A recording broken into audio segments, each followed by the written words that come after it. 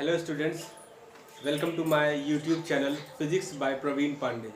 Today I am going to discuss a very important topic जो आपके exam में बहुत ही महत्वपूर्ण टॉपिक है। आपके एग्ज़ाम के पॉइंट ऑफ व्यू के लिए बोर्ड एग्ज़ाम्स भी आने वाले हैं, तो इसके लिए आपको ये बहुत इम्पोर्टेंट टॉपिक है। और वो टॉपिक है आपके फिजिक्स के फर्स्ट पार्ट से the last chapter is alternating current, जिसको हिंदी में बोला जाता है प्रत्यावर्ती धारा। प्रत्यावर्ती धारा चैप्टर का ये बहुत इंपॉर्टेंट टॉपिक है। इसमें आपको सर्किट्स के बारे में हम लोग पढ़ते हैं, सर्किट्स के बारे में जानते हैं, और उसमें बहुत सारी सर्किट्स हैं। सबसे पहली सर्किट होती है जिसको बोलते हैं हम लोग आर सर्किट, फिर एल सर्किट, फिर C circuit, L C circuit, L R circuit, L C R circuit. There are lots of circuits, but the first circuit is R circuit. इसको हम लोग कहते क्या है कि जब किसी सर्किट में कोई प्योर रेजिस्टेंस जुड़ा हो, तब हम लोग उस सर्किट को प्योर आर सर्किट कहते हैं। जैसे कि हमने लिखा भी, आप देख सकते हैं, when circuit contains pure resistance only, it means जब परिपथ में केवल शुद्ध प्रतिरोध आर जुड़ा हो। तो अब जैसे कि मान लीजिए कोई सर्किट है और उसमें केवल कोई प्योर रेजिस्टेंस आर जुड़ा है, और आर कोई प्योर रेजिस्टेंस हम आर उसमें कनेक्ट कर देते हैं, तो उस सर्किट में एक पोटेंशियल जनरेट हो जाता है जिसको बोलते हैं वोल्टेज जनरेट हो जाता है, और जिसके कारण उस सर्किट में एक करंट फ्लो होने लगती है, और उस करंट को बोलते हैं हम लोग अल्टरनेटिंग करंट, और वो वोल्टेज अल्टरनेटिंग वोल्टेज। तो अगर इंस्टेंटेंटली किसी क्षण इंस्टेंटेंटली वो alternating voltage V is equal to V naught sine omega T है, तो हम लोग कैसे लिखेंगे? V is equal to V naught sine omega T. ये किसी क्षण है, इंस्टेंटेंटली। तो बाय द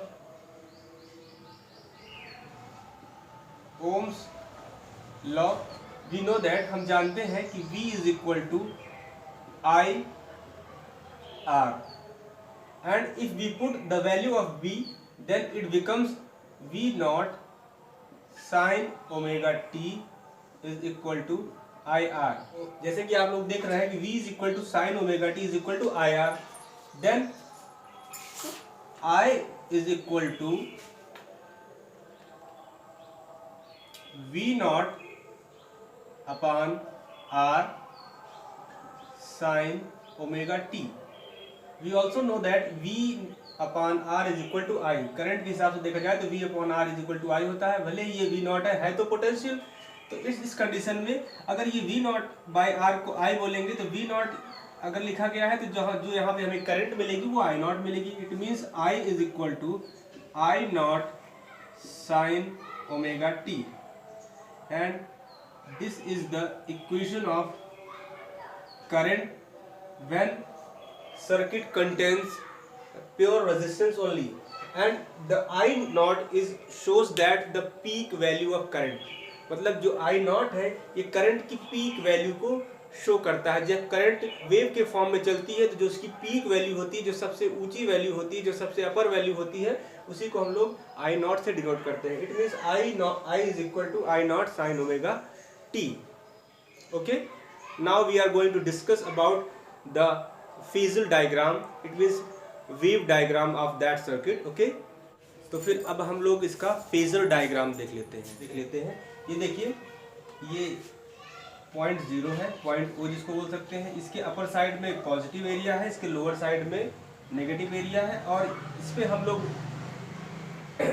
और इस ग्राफ पे हम लोग देखेंगे कि कैसे करंट फ्लो हो रही है और कैसे वोल्टेज फ्लो हो रहा है। चलिए देखते हैं।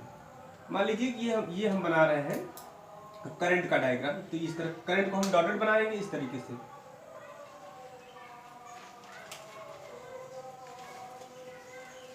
ठीक है, और उसी तरीके से हम लोग वोल्टेज का बना लेंगे, और वोल्टेज को हम लोग लाइन में बनाएंगे लाइक दैट।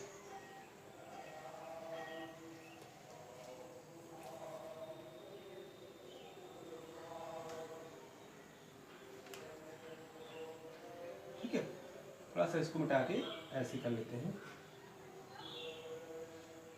तो आप लोग ये देख रहे होंगे कि there are two lines, and one line is dotted and one is pure line, and जो डॉटेड लाइन है वो करंट को दिखा रही है और जो पूरी जो डॉटेड नहीं है वो वोल्टेज को दिखा रही है। और इसको हम लोग कैसे समझेंगे, ये देखिए जैसे कि ये वाला ये है हमारी वोल्टेज की लाइन, इसको ग्राफ पे हम लोग देखते हैं तो ये यहाँ पे मिल रही है, और ये हमारी करंट की लाइन, इसको ग्राफ पे हम अगर मिला के देखें तो ये यहाँ पे मिल रही है। इट मीन्स ये है V0 और ये है I0।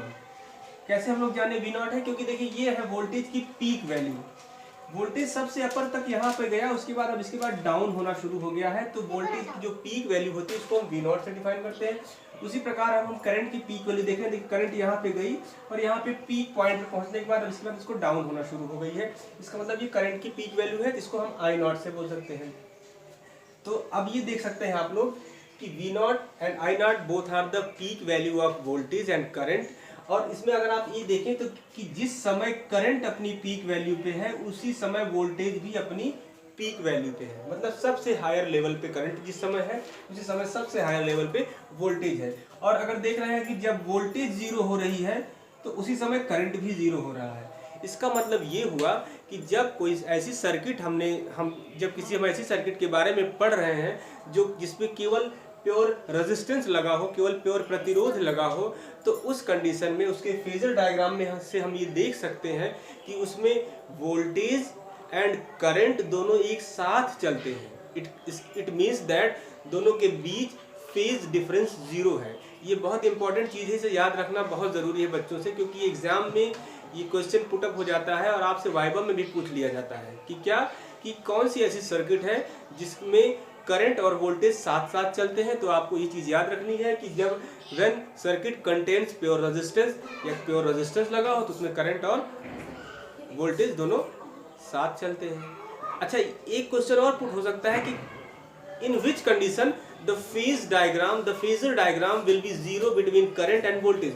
तो फिर भी उस कंडीशन में भी आप कह सकते हैं कि जब सर्किट प्योर रेजिस्टेंस से जुड़ा होता है तो उस समय करंट और रेजिस्टेंस के बीच में फेजर डायग्राम जीरो होता है, शून्य होता है। तो आई होप आप लोगों को ये आर सर्किट या the circuit which contains pure resistance वो आपको अच्छे से समझ में आ गया होगा। V is equal to V0 sine omega T, उसके बाद हम लोगों ने ओम्स लॉ लगाया, V is equal to IR और V की वैल्यू जो है यहाँ से यहाँ पे हमने पुट कर दी, V is equal to sine omega T. फिर उसके बाद हमने देखा कि अगर अब क्या करें, R को उस तरफ कर दे तो I is equal to V0 upon R, और V0 अपॉन R ही एक करंट है जो करंट की पीक वैल्यू है जिसे हमने I0 से डिफाइन कर दिया। इसका मतलब अगर आप इस इक्वेशन को देख रहे हैं तो V is equal to V0 sine omega T, इस इक्वेशन को देख रहे हैं तो I is equal to I0 sine omega T. दोनों इक्वेशन में कोई फर्क नहीं, इसका मतलब दोनों करंट और वोल्टेज दोनों साथ साथ चल रहे हैं। तो जब सर्किट केवल ओनली प्योर रेजिस्टेंस को कंसिस्ट करती है तो उस कंडीशन में करंट एंड वोल्टेज दोनों एक साथ चलते हैं। और आई होप आप लोगों को ये समझ में अच्छे से आ गया होगा। अगर आपको अच्छे से समझ में आ गया हो तो आप कमेंट बॉक्स में लिख के जरूर बताइएगा, और आगे भी आपको जो टॉपिक ना समझ में आए आप कमेंट बॉक्स में लिख दीजिएगा, तो हम उसको और अच्छे से आपको समझाएंगे, नेक्स्ट टॉपिक भी लेके आएंगे। और आप अपना जो है इसमें सपोर्ट बनाए रखिए, हमारे चैनल को बढ़ाते रहिए। Thank you so much.